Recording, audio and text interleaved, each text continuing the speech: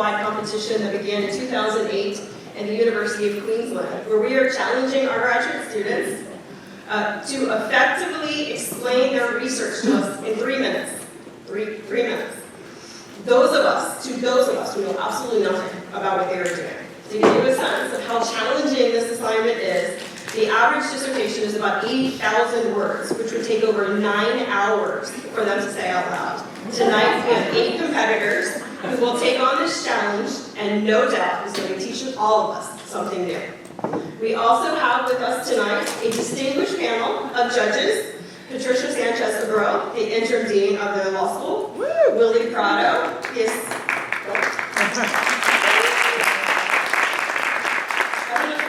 applause was for Patricia or Willie? Patricia, for sure. She told me it was for her. You should find that out. Willie Prado is the associate dean for research affairs at the School of Nursing and Health Studies.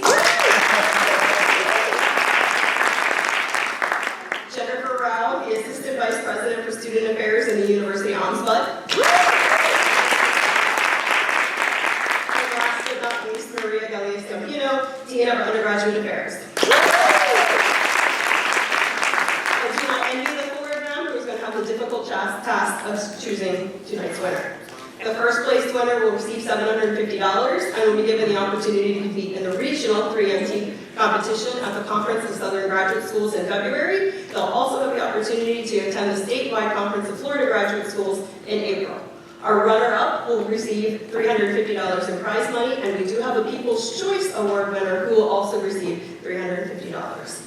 I would now like to invite to the stage Dr. Sion Han, our interim associate dean, on the stage. She's going to provide us with more details about the competition and how you're going to get involved to help us pick that People's Choice Award.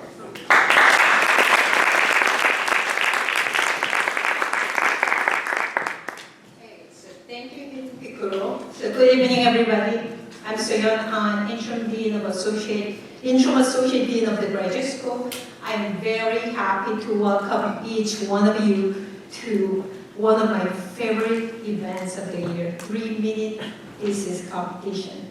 Tonight, we are here to see our graduate students tackle an extraordinary academic challenge. We have asked them to take their complex multi-year research projects and explain their work in just 180 seconds. The goal is not just to speak quickly, it is to find, so what, the main point of their research. They must build a bridge from their specialized research to all of us. This event is about connection and clarity. I want to first thank all of our partners who helped our presenters prepare for tonight's 3MT. Our students received invaluable support from the Creative Studio, Writing Center, and the TOEFL Career Center. Now, let's review the rules for this exciting challenge. For all of you, these rules help you really appreciate the skills involved. Number 1. Each presenter can use a single static PowerPoint slide.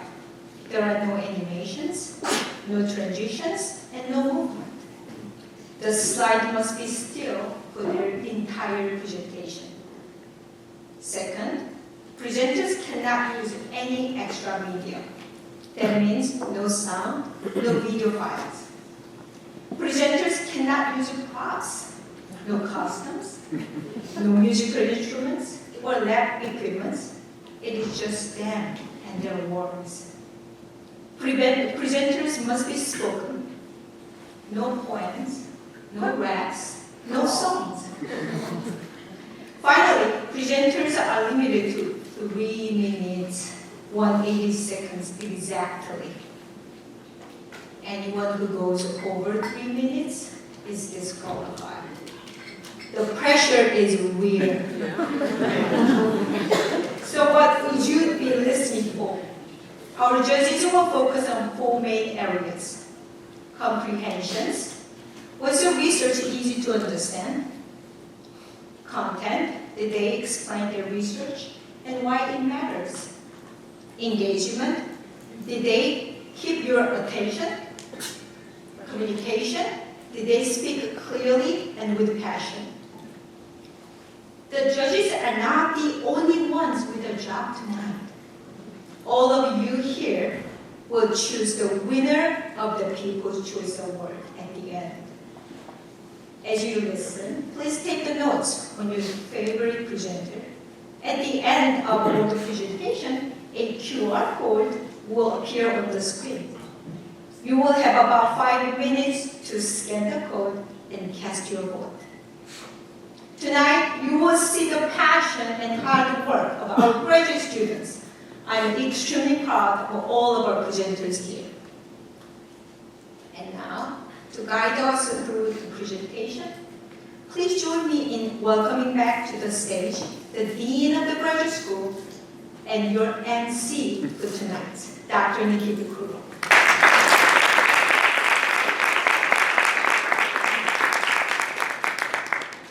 Okay, just to set the ground rules here, so you know, the order of the presentations was randomly selected when they were doing their practice run. So at this time, I would like to introduce our first competitor, Juliana McDonald. PhD student in communication in the School of Communication, whose dissertation is entitled Predictors of Helmet Cover Adoption in NCAA Football, a two-study multi-stakeholder health communication intervention. His advisor is Dr. Nicholas Arcipolo.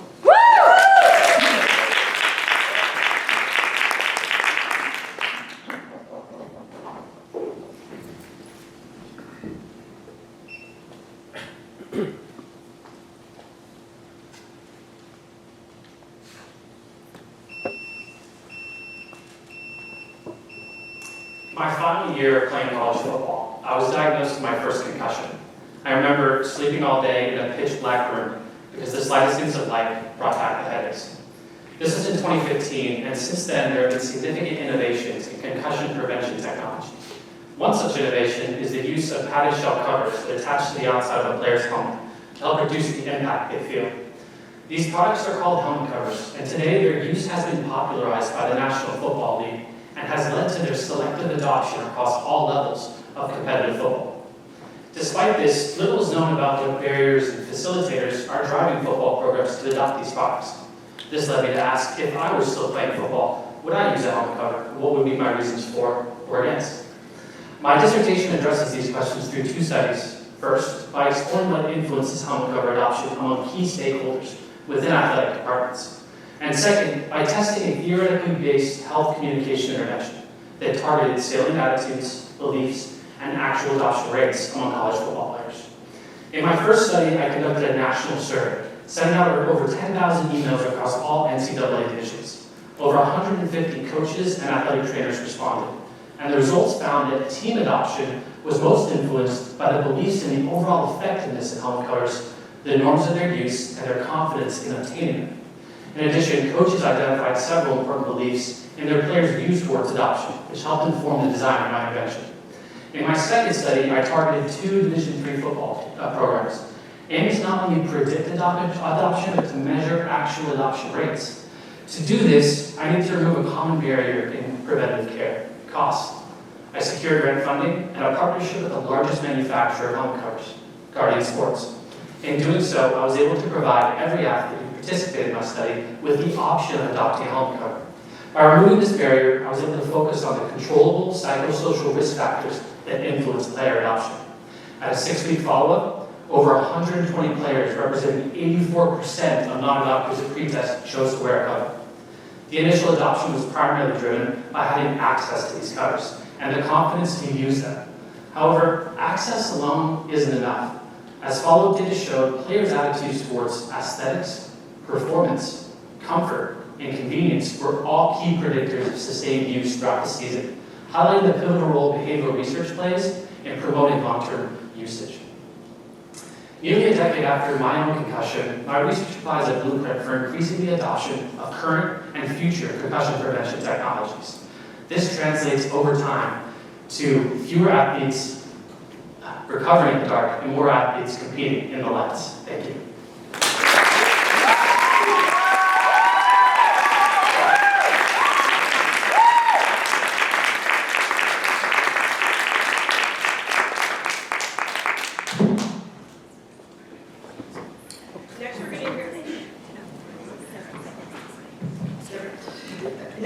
going to hear from Dirdiana Felomar, PhD student in Community Wellbeing in the School of Education and Human Development.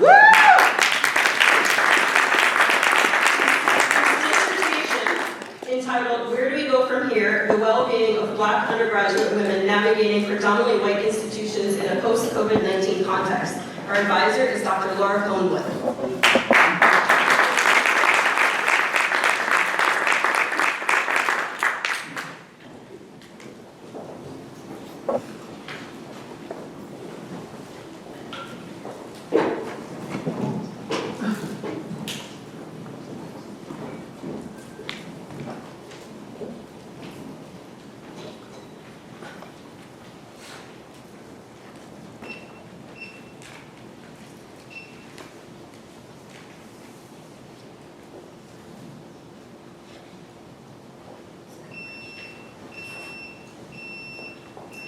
Imagine starting off college with a backpack.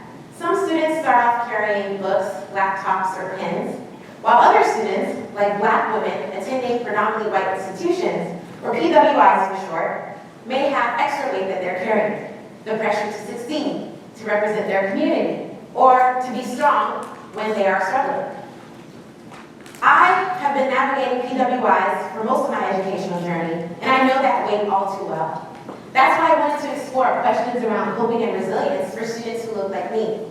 Black women are one of the most successful and most accomplished student populations in higher education, yet they're navigating spaces where their well-being is not at the forefront. They are forced to embody strong Black women schema in which they are representing and supporting others while neglecting their own needs. And scholars have shown that this can lead to negative detrimental health outcomes. I employed sister circles, which are culturally relevant conversation spaces, to learn more about how this was impacting students as they were navigating their college journeys.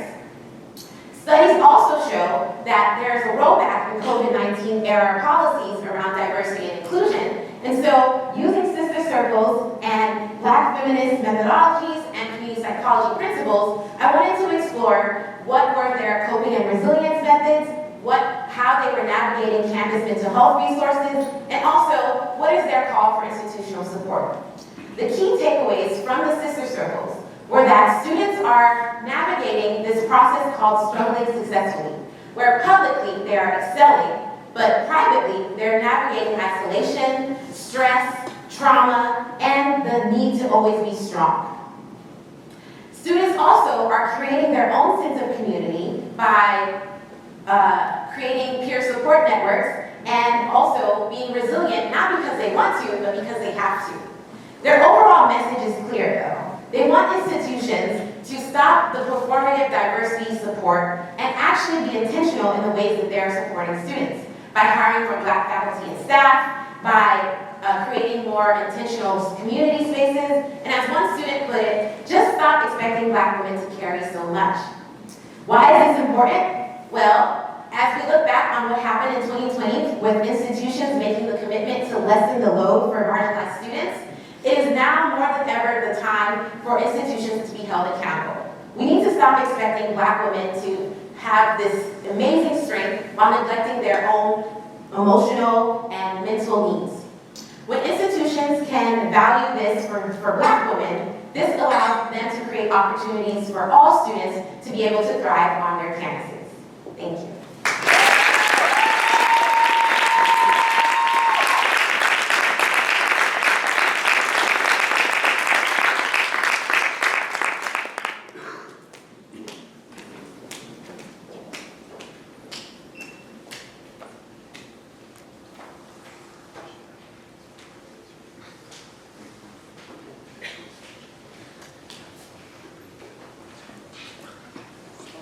I'm delayed because I was told we need time for the clock to reset, so.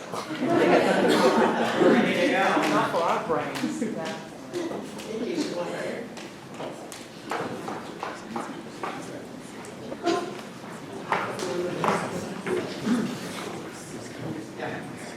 All right, next up is Savannah Saavedra. She's a PhD student in Literary, Cultural, and Linguistic Studies in the College of Arts and Sciences, whose dissertation is entitled Retelling History Through the Mad Woman, Examining Gender, Nationhood, and the City in Colombian and Mexican literature production of 19th through the 21st century. Her advisor is Dr. Cristina Arce.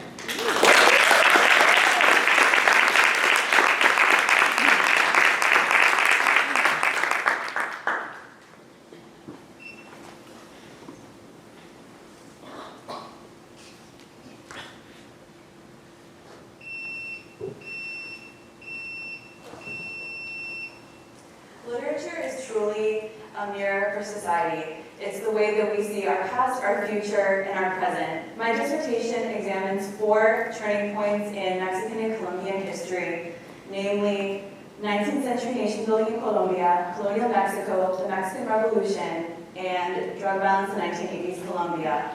By examining these points in these nations' histories, I examine women's political involvement or lack thereof during these turning points. The 4 authors that I study are Soledad Acosta de Santer and Laura Restrepo from Colombia, and Elena Gabriel and Cristina Rivera Garza from Mexico, all 4 who use the trope of the mad woman in their text to denounce patriarchy, censorship, and state control. In the first text, Dolores by Soledad Acosta de Santer, published in 1867, she writes a beautiful Gothic novel in which she laments Dolores' physical pain as a mirror of national suffering, and also to denounce women's lack of role in politics and also how their intelligence and values aren't accepted in 19th century Colombia.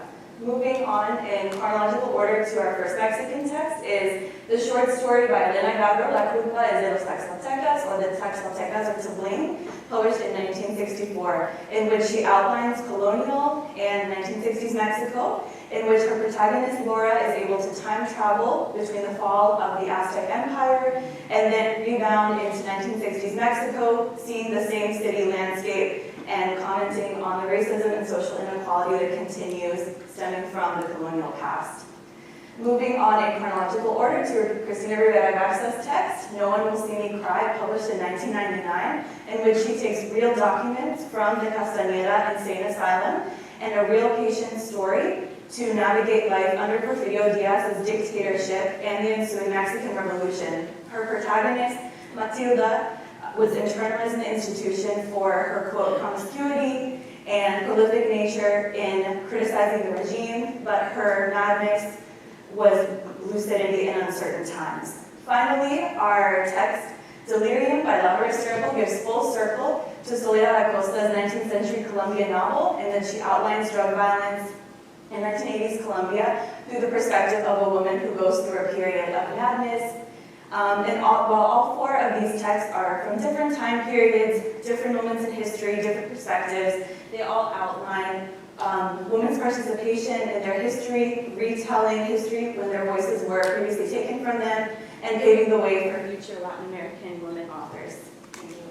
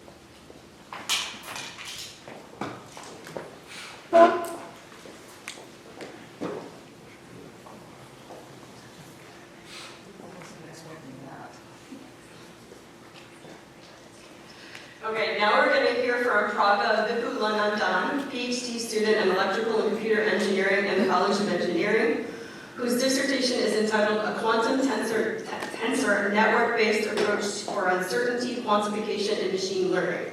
His advisor is Dr. Kamal Premanratnai. Woo!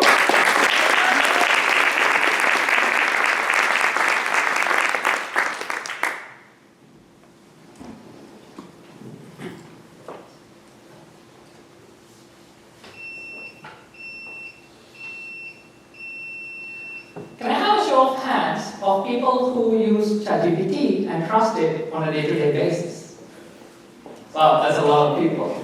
Let it be from cooking recipes to workout tips to help with assignments.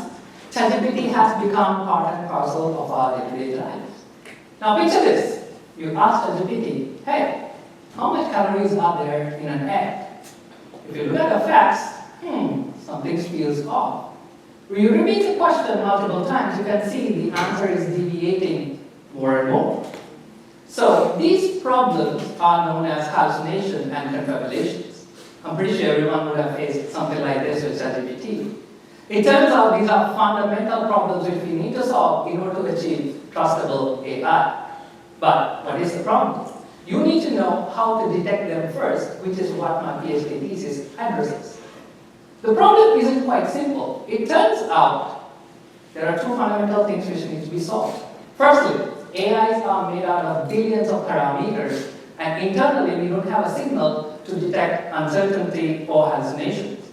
Secondly, we cannot do fact checks too, because in a large-scale system, these are nearly impossible to do. So how do we solve them? I turn towards an unlikely source for inspiration, the quantum world. In the quantum physics, particles not only exist in one state, but a spectrum of possibilities. And physicists have solved uncertainty in this fragile system for a long time. I borrow some of these tools and deploy it into my system, where the internal thought process of an AI is mapped as a quantum wave function. And as soon as I perturb them, I can analyze the uncertainty and build the LLM governance around it. This gives me two things. It lets me let you know or flag when the AI is veering off from facts and hallucinating. And secondly, I can place a confidence value on an answer the LLM is generating you, which you can use to fact check individual aspects. So what is the takeaway from this message? Let it be low-stake tasks or high-stake tasks such as medicine. Accuracy matters, but so does knowing when not to trust your system. So the next time you turn towards ChatGPT for a very crucial, important answer, know for a fact, these are the exact moments I'm working hard to protect. Thank you.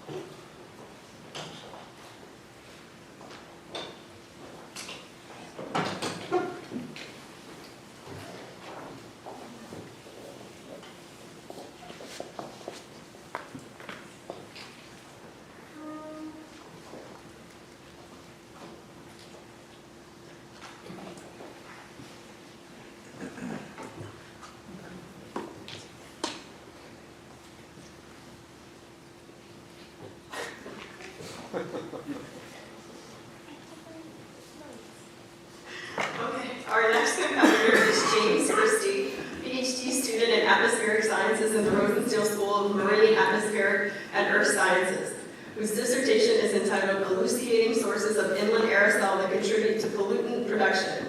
His advisor is Dr. Cassandra Gaston.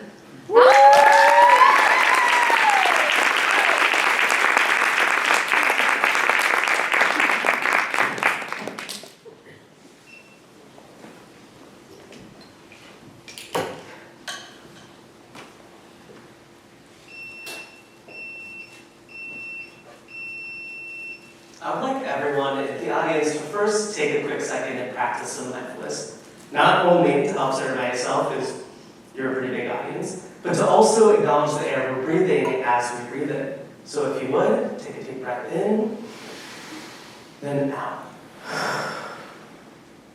The composition of our air greatly affects human health and longevity. and is influenced for good or for bad by humans. You see, exposure to toxic pollutants like particulate matter and ozone can be detrimental to human health, leading to nearly 5 million premature deaths per year. And for policymakers to enact effective policies to reduce exposure to these pollutants, they need to do so based on a robust understanding of how they're formed. I'd like us all to take a second and acknowledge the chemical on the board called N2O5.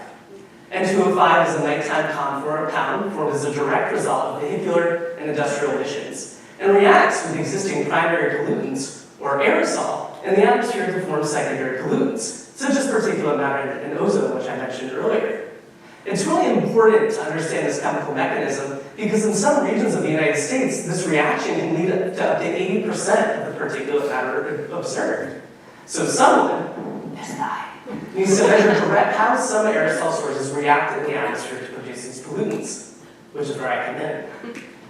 At the university, I've utilized state-of-the-art chemical characterization techniques, both in the lab and the field, to directly measure how aerosol sources react with N2O5. Specifically, I focused on mineral dust, common to arid regions, road solids commonly used for de-icing practices in the north, and wood-burning aerosol, which are, well, the result of burning wood. We found that mineral dust reacts very efficiently in the atmosphere, yielding high quantities of these pollutants. While road de-icers react a little bit less effectively, however, they are so ubiquitous in the north that it's still contributing to this pollutant production. Finally, wood burning was the least efficient to react, though across the United States it's some of the most abundant aerosol, meaning policymakers still need to focus on how this reaction mechanism occurs upon it. The results of my research can be used by policymakers to make targeted primary aerosol source reduction plans to improve air quality by reducing particulate matter and ozone production. Not only improving the air quality of people who live in that region, but health, quality of life, and longevity as well. Thank you.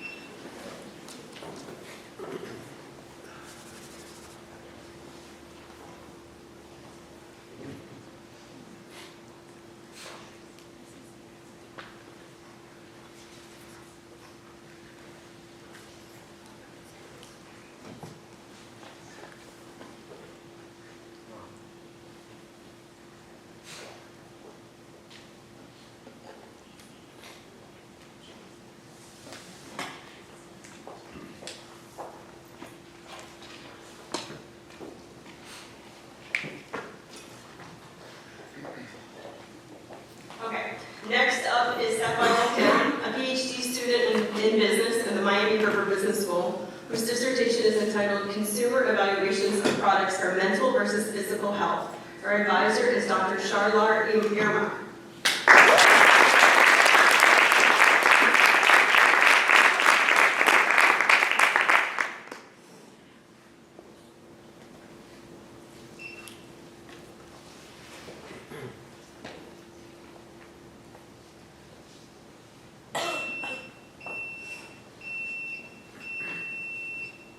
When you think about health, what comes to mind? For a long time, health and wellness has been on the physical side, like healthy eating, exercise. But recently, there's a growing attention to another side of health, mental health. And we see a lot of products and services promoting it everywhere, like meditation apps, mindfulness tools, or even some body wash that claims to wash away your stress. Yet, despite these strides, we know surprisingly very little about how people actually perceive these mental wellness products. Do they view them the same way as physical wellness products, or does it feel different? In 8 experiments, I examined this tiny and important question.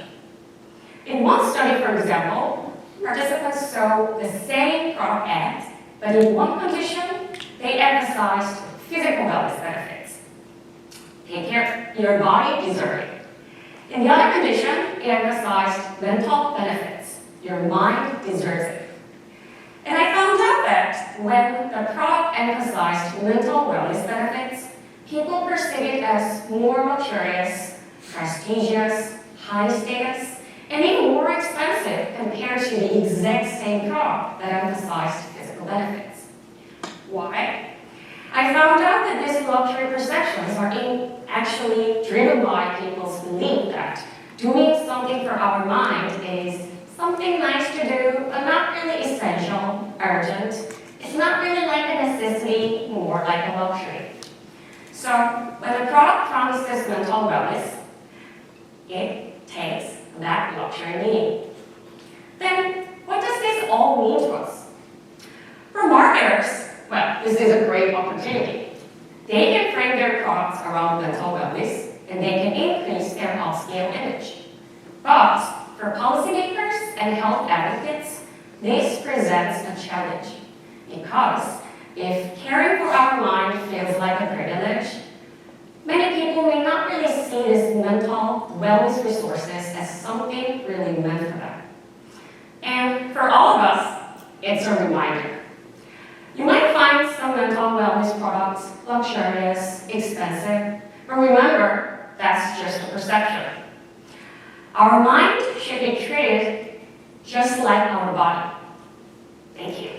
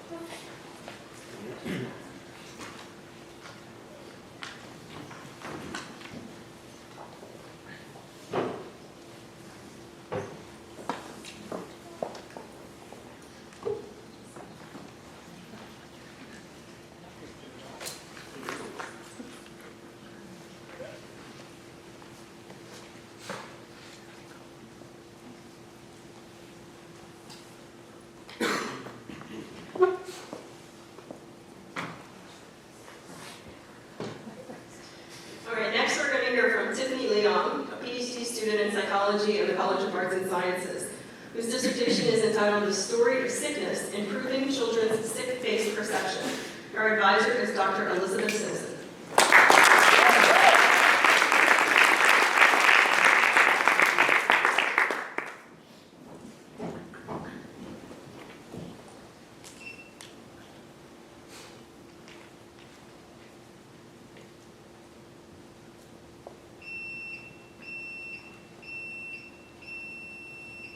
Humans are naturally social, which brings us connection, but can also bring risks.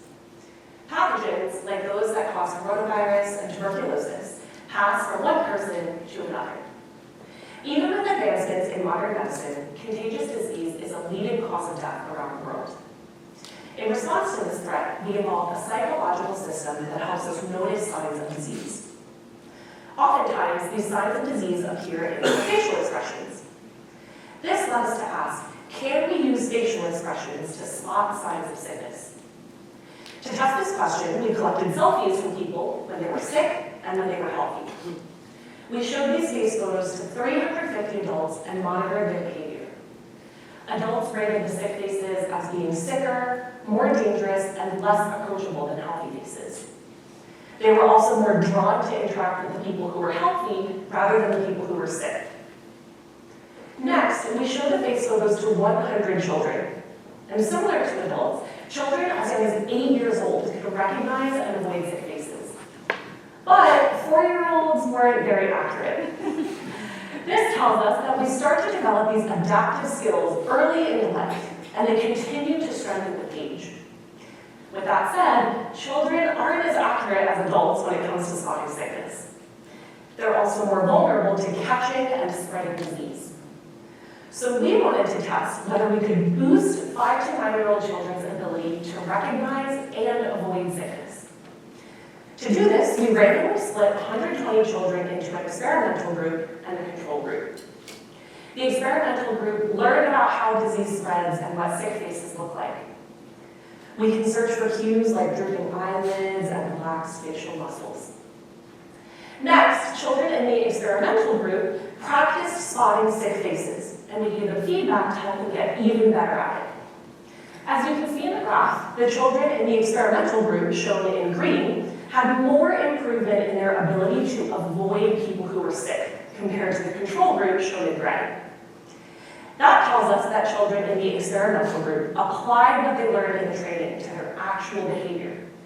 And that's important because it means that we can train these natural instincts. Moving forward, we can teach children to spot signs of sickness and to steer clear. And of course, we can all do this as adults too. When we practice these skills, we help reduce disease transmission and build healthier communities. So the next time you spot somebody who might be feeling under the weather, remember that your own instincts are already working to protect you. Thank you.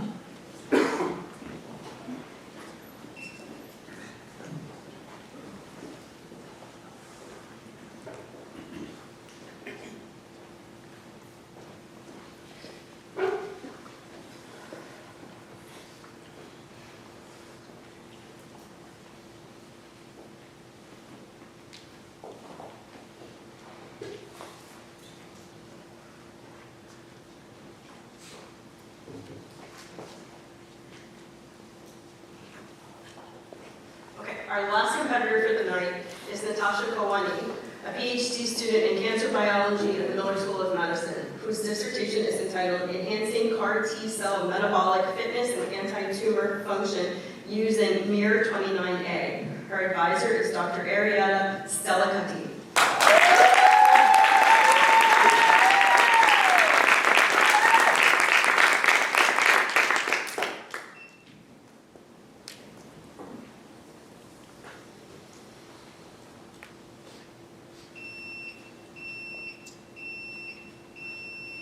What if I told you that right now, each of you in this room may have a cancerous cell growing inside of your bodies?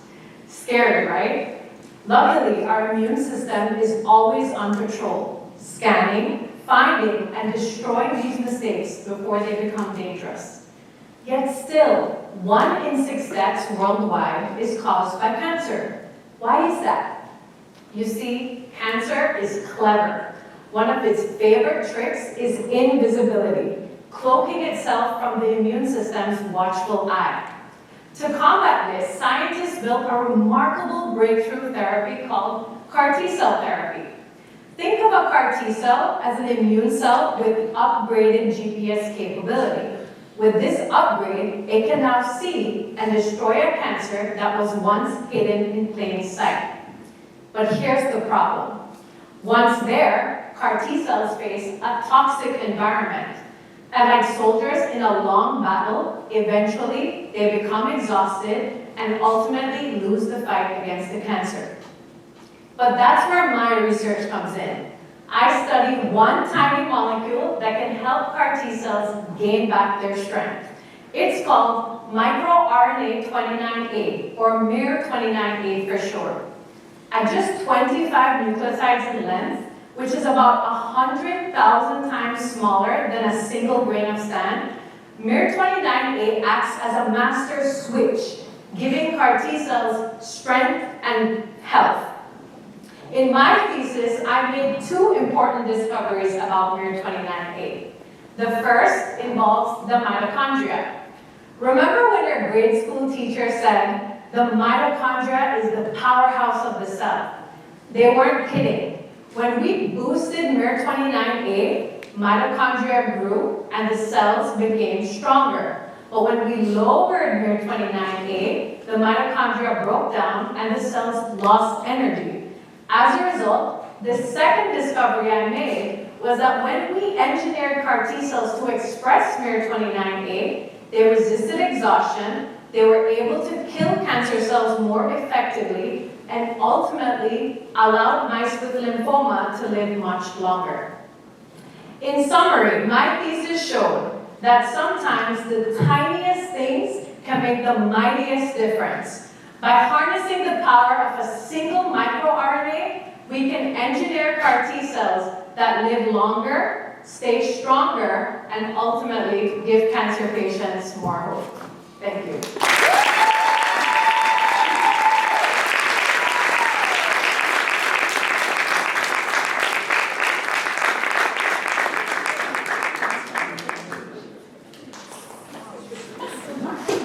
All right, let's give one big round of applause.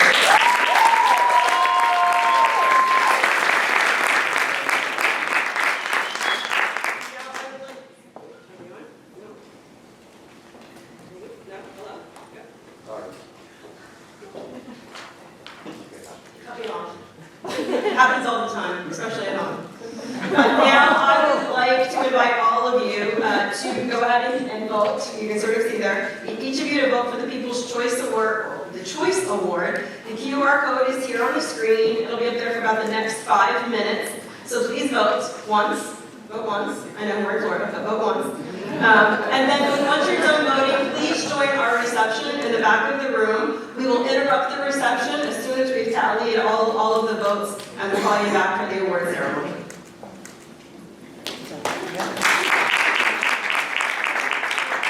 Please, so if you're sure to come back and join us. Thank you for checking the numbers for us. That's right.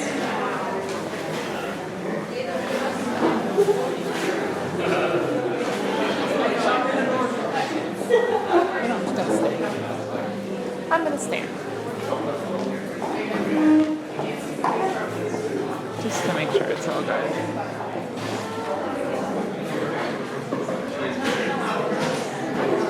Before we begin the award ceremony, I would like to ask the judges to come up to the stage and join me. Yay.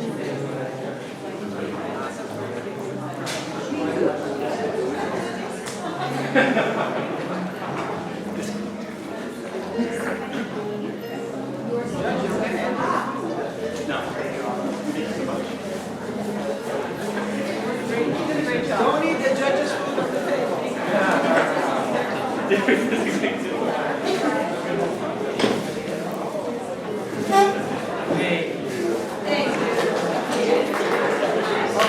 Let's give a big round of applause for our judges.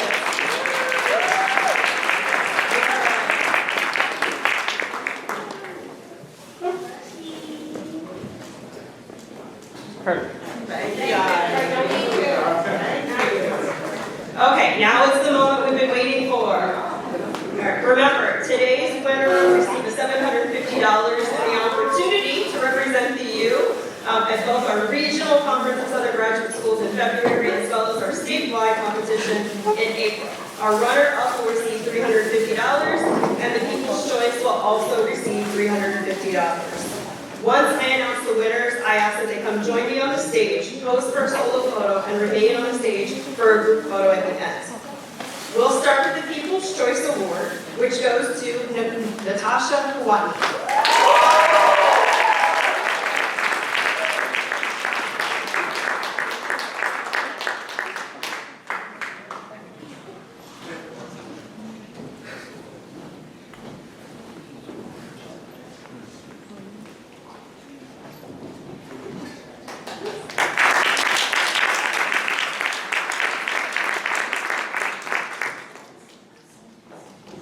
Tonight's runner-up is Tiffany Luong.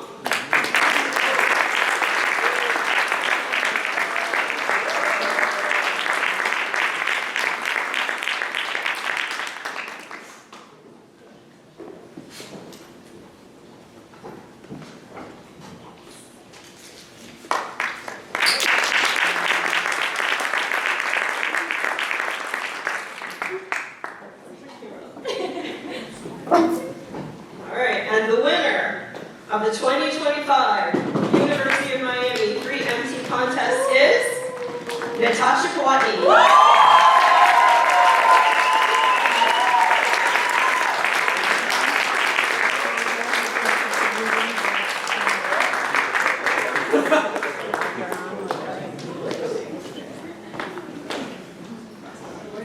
Congratulations to all of our winners.